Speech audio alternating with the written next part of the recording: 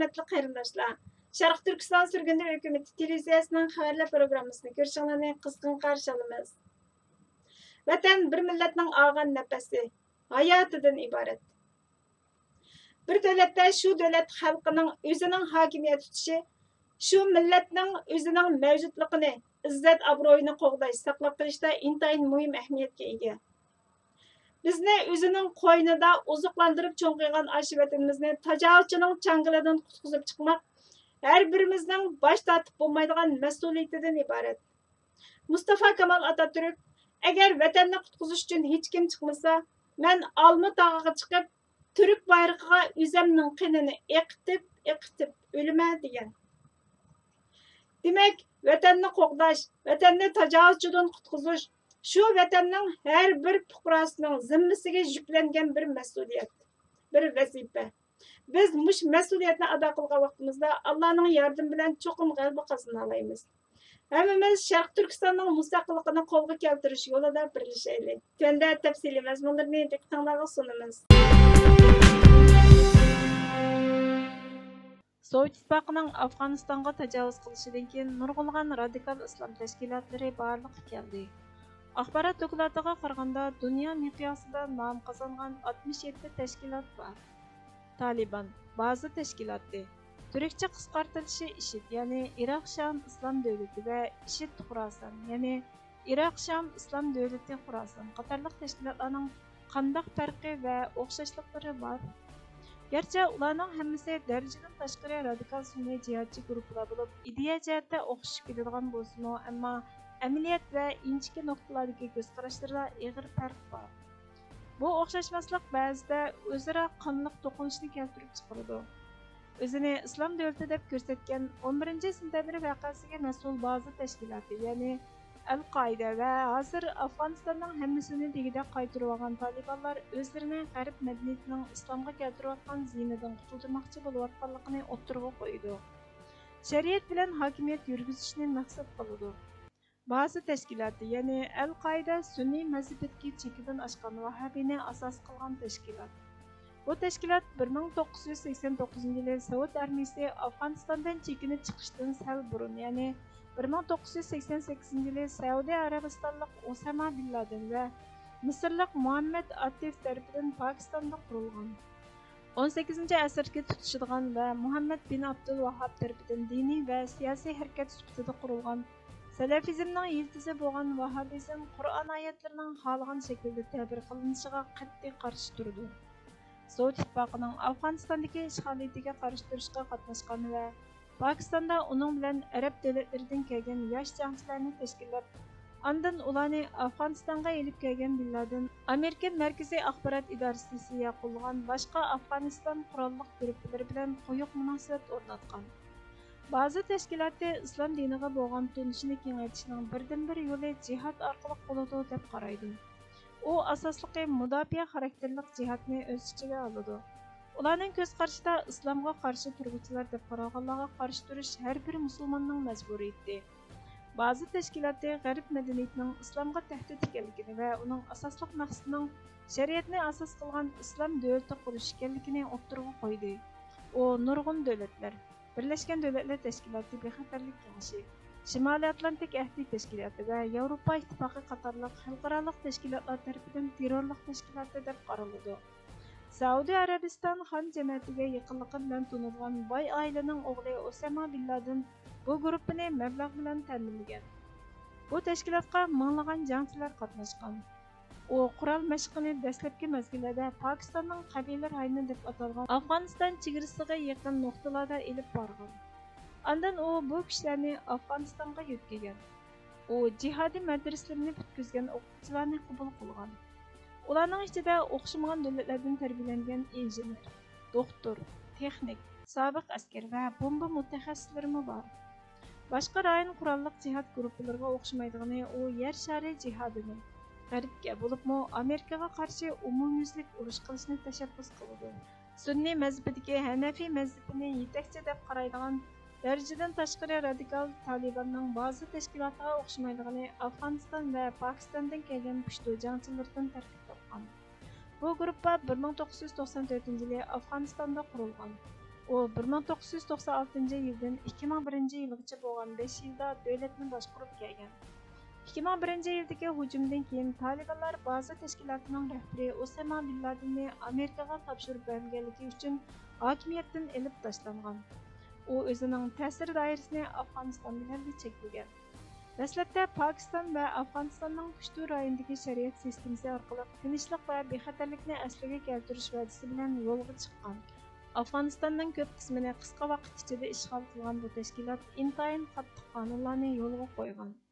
Şia mazhabidagi asonliqlarga so'g'ib qaraydigan bu tashkilot o'zining Hanafiy mazhabi bo'yicha ish qiladiganligini bayon qildi. Qandoqla bo'lmasin, uning bu qilmishlari ba'zi nuqtalarda radikal salafiy siziqlarga yo'tkalganligi uchun qattiq tanqidlangan. U o'zini o'ltirib olish xarakterli hujumni urushning vositasi deb qaraydi. U o'zining kontrol rayonida zaharlik chekimlik yetishtirishga yo'l qo'ydi. Ayollarni ishlashdan to'sidi, qizlarni o'qish huquqidan mahrum qiladi. Rahbarlikda ayol boshqaruvchi yo'q. Muzikani cheklaydi. Bu tashkilot Amerikaning Afg'onistondan chekinishi jarayonida Afg'onistondagi 34 o'lkaning 33ni kontrol qildi. U Afg'onistonni islom amirligi degan nom bilan boshqarmoqchi va u rahbarini mu'minlarning amiri deb ataydi. Chunki u rahbarini musulmonlarning amiri deb qabul qilgan. Mutaxassislarning mo'ljallashicha ba'zi tashkilotlar Talibanlarning Afg'onistondagi foydasi bilan qaytadan tashkillanishga boshlagan.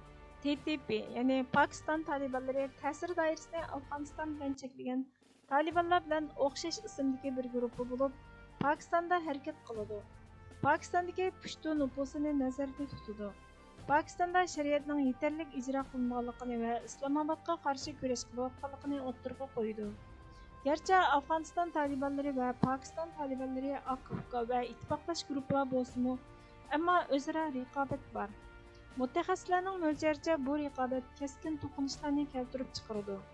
ISIS, ya'ni Islom davlati deb atalgan tavhid va jihad jamoatini asos qilgan bu tashkilotni Iordaniya fuqarosi Abu Musab al-Zarqawi qurgan bo'lib, Pokistonda qurolli mashqqa qatnashgan va Afg'onistonda Sovet ittifoqiga qarshi urush qilgan. U oldi bilan ba'zi tashkilotlarga sodiq bo'lishga va'da bergan. Ba'zi tashkilotlar bilan Sham islom davlati o'rtasidagi necha oy davomlashgan jiddiylikdan keyin ondan aloqasini uzgan. Ikki tashkilot uzunga so'zilgan to'qinishni boshdan kechirgan. U 2012 yili Iroq Sham islom davlati nomida Abu Bakr al-Baghdadiyning rahbarligida qayta paydo bo'lgan. Iroq va Suriyada faoliyat olib berayotgan va 2014 yili tortib olgan rayonlarda xalifalik qurganligini e'lon qilgan bu guruhlar davlat amaldorlari, fuqarolar va musulmon bo'lmagan millatlarning bo'libmi bexatarlik qismlarini nishonlagan. Salafiy iqimidan kelgan darajadan tashqari radikal qurolli bu guruhlar musulmon bo'lmagan erlarni o'ldirgan. Shuning bilan bir vaqtda ayollarni g'animat deb qarab, ularni jinsiy qul qilishga majburlagan. Musulmon bo'lmaganlarning dinini o'zgartirishga majbur qilgan. Bu tashkilot o'zining qurish falsafasini salafizm, vahhabizm, ummat va musulmonlarga qarshi turganlarga jihad qilish deb qaraydi.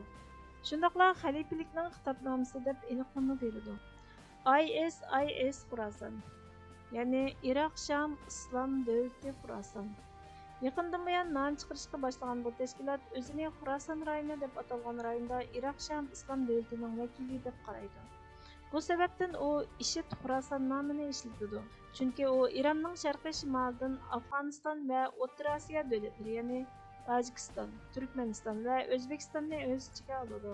U o'zining maqsadini O'rta Sharqda e'lon qilingan xalifiylikning Xurosondagi hokimiyati deb o'ttirib qo'ydi. Talibanning qilmishlarini yumshoq bayqagan va Amerika bilan tinchlik ustida o'tirganlik uchun ularni murtad deb aytgan nurg'un sobiq Taliban a'zolari IShID Xurosonga yo'tkaldi. Ular sadoqatman bo'lishiga va'da qilgan xalifa garchi salafiy bo'lsa-mu, a'zolari Deoband iqimidan ayrilmaydi. Talibanға qarshi kurash qilgan 1500 dan 2200 gacha bo'lgan bir qator jangchilari bor. Bu tashkilot Afg'onistonning Pokiston chegarasiga yaqin Kunar va Nangarxar o'lkalarini harbiy baza qildi. Bu tashkilot shialarning islom diniga tava emasligini o'ttirib qo'ydi. Hamisha bu asonliq millat a'zolariga qarata o'zini o'ldirib olish xarakterli hujumlarni qo'zg'aydi. Eng yaqinqi Kabul aerodromida 200 ga yaqin odam qazo qilgan hujumning javobgarligini bu tashkilot ustiga oldi. Talibanlar qo'lga olgan shaharlarda turmaga qamalgan Iroq Sham Islom davlati Xorason tashkilotining a'zolarining ko'pinchisi turmadagi Taliban mansublarining qatorida qo'yib berilgan va bu tashkilotga qayta qatnashgan deb qaralgan. Gerçi qurolli guruhlar oshqon sunniy mazhabining bir qismi bo'lsa-mu, Talibanlar asosan Hanafiy qonun sistemasi bo'lgan Deoband ta'limini qabul qiladi. Taliban va ba'zi tashkilotlar an'anaviy urush texnikasini ishlatib partizan urushi qilsa-mu, bu guruhlarga qarshi turish to'liq mushkul. Ba'zi tashkilotlar va Sham Islom davlati bo'lsa, Vahabiy Salafiy harakatining ta'limotlarini yetakchi qiladi. Arab tilida Daesh deb talaffuz qilingan IShID yumshoq kuch deb qaralgan ijtimoiy taraflarning kuchini qo'llanib, ilgari hech qanday terrorlik tashkiloti elib boqmagan darajada foyda oladi. U YouTube, Facebook, Twitter va WhatsApp orqali o'zining tashviqotini tarqata oladi. Zamonaviy armiya ishlatadigan taktikalarni doim ishlatadi. Florida Cumhuriyetçiler Partisining chorshanba kuni aytishicha, Kodakning Xitoy hukumatidan kechirim so'rashi va Sharq Turkiston vaziyatini ko'rsatib beradigan Instagram yozmasini o'chirib o'tishi Amerika Kengash palata a'zosi Rick Scottni qattiq andishaga solgan. Rick Scott Xitoyga bo'ysunish faqat Kompartiyaning suiiste'mollariga huquq beradi dedi. Kodak fotografchiligi Patrik Vakning Sharq Turkistonda tartgan bir qancha suratini o'chirib o'tgan bo'lib, Vak Beyjingning noroziligini topshirib olgandan keyin Scott chorshanba kuni Kodakning bosh ijroiya amaldori James Kontinzaga yozgan xatini o'zining Twitter sahifasiga chiqardi. Scott xatida yana Kodakning Xitoy ijtimoiy aloqa turi WeChat torida Beyjingdan qo'rqib kechirim so'raganligini qo'shib, biz o'zimizni kontrol qilamiz va o'zimizni tuzatamiz. Xitoy Sharq Turkistonda pastkash ziyonkashliklarni davomlashtiryotdi. Kodakning bu suratlarni o'chirib o'tishi, o'zining mazmunini tekshirishi faqat Xitoy Kompartiyasining Sharq Turkistondagi Uyg'ur va boshqa turkiy millatlarga qartilgan ziyonkashliklarni davomlashtirishiga huquq beradi dedi. Scott Amerika va uning ittifoqdoshlarining Sharq Turkistonda yuz bergan qilmishlarni irqiy qirg'inchilik deb ataganligini, kontinentdan Kodakning nima uchun kechirim so'raganligini, agar mazmun qayta yo'llansa, shirkatning Kompartiya bilan bo'lgan munosabatining qanday ekanligini, Kodakning ta'minlash zanjirining majburiy emgakdan xoli yoki emasligini tushuntirishni talab qildi. Hurmatli ko'ruvchilar, xabarlarimizni ko'rganingiz uchun ko'p rahmat. Xitoyning turmalarida azob chekayotgan, o'zgacha tafakkur qilish usuliga ega turibmi, fikri Uyg'ur adabiyoti tarixida asosiy fikr iqimi bo'lmagan, nurg'unlagan nadir asarlarning nashr qilinishi Xitoy tajovuzchilari tomonidan cheklangan mashhur Uyg'ur modernist yozuvchisi Farhod Tursunning Cho'ng shahar nomli romani G'ulom Osmon apandining nashrga tayyorlashi bilan nashrdan chiqdi. Biz bu roman haqida ilgari xabar ishlagan. Bu roman Amerikaning Kolumbiya universiteti tomonidan nashr qilingan, amerikalik yozuvchilarni hayron qoldirgan mashhur bir roman. Har birimizning elib bir o'qib beqishiga arziydi. Kelar qitimqi programmamiz ko'rishguncha Allohga omonat bo'lgaysizlar.